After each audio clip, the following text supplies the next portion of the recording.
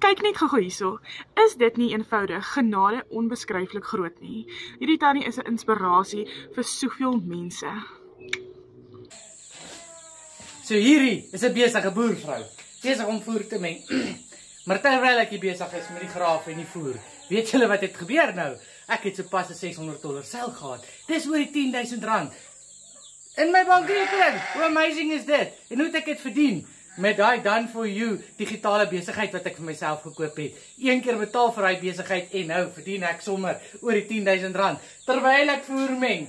Dis mos genade onbeskryflik groot. As jy wil weet hoe om 'n besigheid te begin van jou eie, aanlyn met jou foon en wifi, sê vir my, wys my en ek deel graag hierdie plan wat jou lewe kan verander.